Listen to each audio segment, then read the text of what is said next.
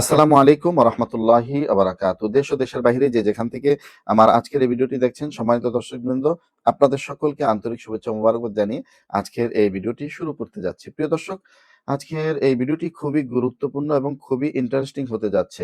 দর্শকবৃন্দ, আপনারা ইতিমধ্যে জানতে পেরেছেন যে গত ২-৩ দিন ধরে একটা বিষয় নিয়ে প্রচুর লেখালেখি হচ্ছে এবং এই কথাটার উপরে পক্ষে বিপক্ষে বিভিন্ন যুক্তিতর্ক দিয়ে বিভিন্ন জায়গা থেকে কথা বলা হচ্ছে। প্রিয় দর্শকবৃন্দ, স্ক্রিনে যে ছবিটা দেখতে পাচ্ছেন, এখানে কি লেখা আছে দেখেন। এখানে লেখা আছে, জাকাত ফিতরার চাইতে চাঁদাবাজি করা অনেক উত্তম। নাউজুবিল্লাহি মিন যালিক। প্রিয় দর্শক, এই কথাটা একজন মুসলমান কখনোই বলতে পারে না। হ্যাঁ, জাকাত ফিতরা আর জাকাতটা বিশেষ করে ইসলামের মৌলিক ৫টি বিধানের মধ্যে এটা অন্যতম একটি বিধান, সেটা হলো জাকাত। কোনো ব্যক্তিকে আল্লাহ তাআলা যখন নিসাব পরিমাণ সম্পদ দিবেন, তখন ওই সম্পদের উপরে একটা হার অনুযায়ী তাকে জাকাত দিতে হয়। আর এটা আল্লাহ তাআলার পক্ষ থেকে যার নিসাব পরিমাণ সম্পদ আছে তার জন্য দেওয়া হলো ফরজ। এখন ফরজ একটি বিধানকে যদি কেউ বলে যে এটার চাইতে চাঁদাবাজি করা, অথচ চাঁদাবাজি সমাজের নিকৃষ্ট একটা কাজ, আর এই নিকৃষ্ট কাজকে যদি কেউ উত্তম বলে, অর্থাৎ ইসলামের মৌলিক বিধানকে যদি কেউ বৃদ্ধাঙ্গুলি দেখিয়ে খারাপ বলে, কেউ যদি খারাপ বিষয়কে ভালো বলে, তাহলে সে আর মুসলমান থাকার কথা নয়।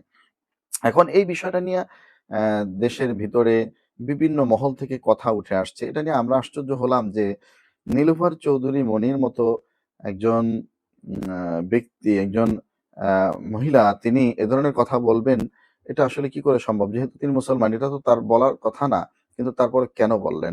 প্রিয় দর্শক, এখন গত ২ দিন এই বিষয়টা নিয়ে বিভিন্ন লেখালেখি হয়েছে। আমরাও কথা বলার চেষ্টা করেছি। কিন্তু আজকে নীলুফার চৌধুরী মনি, তিনি সাংবাদিকের এক প্রশ্নে, অর্থাৎ একটি টকশোর ভিতরে তিনি তার এই কথাটার ব্যাখ্যা দিয়েছেন। কি বললেন দর্শক, আমি সেই ভিডিওটা আপনাদেরকে দেখাতে চাই। নীলুফার চৌধুরী মনি এই যে জাকাত ফিতরার চাইতে চাঁদাবাজি করা অনেক উত্তম, এই কথাটা কেন বললেন, সেই কথার ব্যাখ্যায় কি বলছেন, চলুন আমরা একটু ভিডিওটা দেখে আসি। আপনার একটা বক্তব্য বেশ ভাইরাল হয়েছে যে জাকাত এবং চাঁদাবাজদের নিয়ে আপনি কথা বলেছিলেন। দেখেন, এটা আসলে জামাত ইসলামী এবং শিবির এবং বট বাহিনী, এরা আসলে যেভাবে কথা বলে, একটা ফটো কার্ড বানিয়ে ফেলে নিজেদের একটা এরকম নাম দিয়ে। ধরেন একটা নাম আছে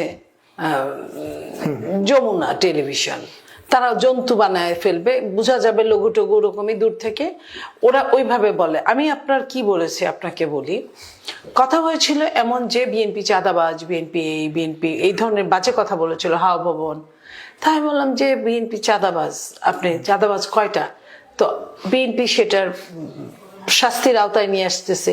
বিএনপি চাঁদাবাজ আপনি বলছেন, বিএনপি যেটা করে সেটা শাস্তিযোগ্য অপরাধ, শাস্তির আওতায় যাবে। শাস্তির পরে কি, সেটা কি ওর হবে।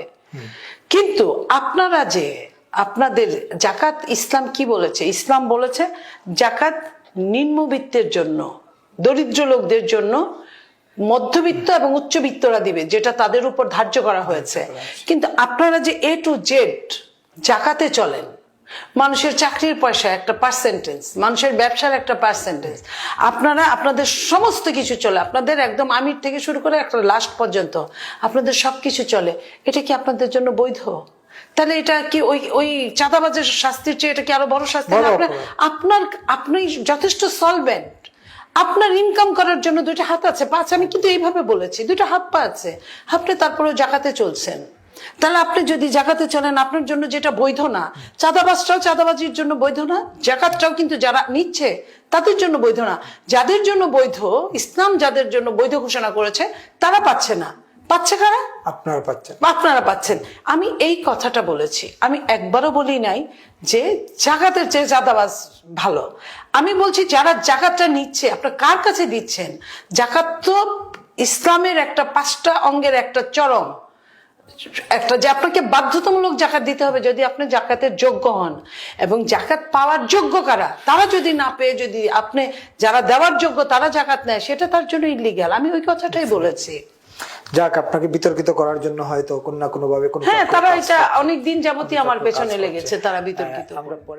প্রিয় দর্শক, নীলুফার চৌধুরী মনি তার যে ব্যাখ্যা, এর দ্বারা আমি যতটুকু বুঝলাম, তিনি এটা বোঝাতে চেয়েছেন যে ইসলামের মৌলিক বিধানগুলার অন্যতম একটি বিধান হলো জাকাত। আর এই জাকাত ফেতরার কথাটা বলতে গিয়ে উনি এটা বোঝাতে চেয়েছেন, ওনার ব্যাখ্যা উনি বোঝাতে চাচ্ছেন যে জামায়াত ইসলামের যে সংগঠন, এই সংগঠন পরিচালনা করতে গেলে আয় এবং ব্যয়ের কিছু উৎস থাকার দরকার, আয়ের উৎস থাকার দরকার। আর এটা ব্যয় হয় কোথায়, সেই বিষয়টাও দলের অবশ্যই মানে নীতি নির্ধারক যারা আছেন নীতিমালার মধ্যে এগুলো বিস্তারিত বর্ণনা করা আছে।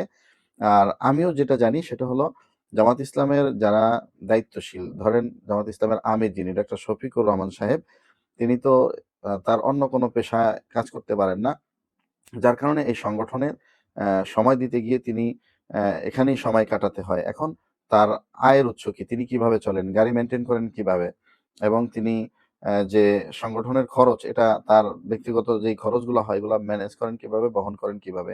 আমরা যেটা জানি সেটা হলো এই জাকাত এবং বিভিন্ন এয়ানতের যে টাকাগুলো উত্তোলন করা হয়, জাকাত এবং এয়ানতের টাকা দিয়েই এই ব্যয়গুলা বহন করা হয়। এখন নীলুফার চৌধুরী মনি তিনি বোঝাতে চেয়েছেন যে এই যে চাঁদাবাজি করে বিএনপি তাদের দল চালায়, আর জামাত ইসলামও তো জাকাতের মতো একটা ফরজ বিধানের যে একটা মৌলিক বিষয় যেগুলো গরিব দুঃখী অসহায়রা পাওয়ার কথা, সেগুলো দিয়ে তারা তাদের সংগঠন চালায়, তাদের আমিরের বেতন দেয়। এখন এই কথাটা বোঝানোর জন্য বলছে, যদি জাকাতের টাকা দিয়ে জামাত ইসলাম তাদের আমিরের বেতন দিতে পারে তাহলে তার চাইতে তো চাঁদাবাজি করে খাওয়াই উত্তম। এখন তার ইসলামের জ্ঞানের শূন্যতা থাকার কারণে সেটা বলেছেন, কিন্তু এটা আসলে জায়েজ আছে কিনা জাকাতের টাকা দিয়ে দলের আমিরের বেতন দেওয়া বা এটা বহন করা, এটা অবশ্যই আপনারা কমেন্ট বক্সে জানাবেন। এবং নীলুফার চৌধুরী মনি যেই কথা তিনি ব্যাখ্যায় বললেন, যে ওই কথা বলার কারণে যে জাকাত ফেতরার চাইতে চাঁদাবাজি উত্তম, এটার ব্যাখ্যা আজকে যে কথাগুলো বললেন, এই ব্যাখ্যা সম্পর্কে আপনারা আপনাদের গুরুত্বপূর্ণ মতামত আপনারা কমেন্ট বক্সে লিখবেন। তবে হ্যাঁ, আমার কাছে মনে হয়েছে যে তিনি যে কথা বলেছেন এটা অবশ্যই ঠিক হয়নি।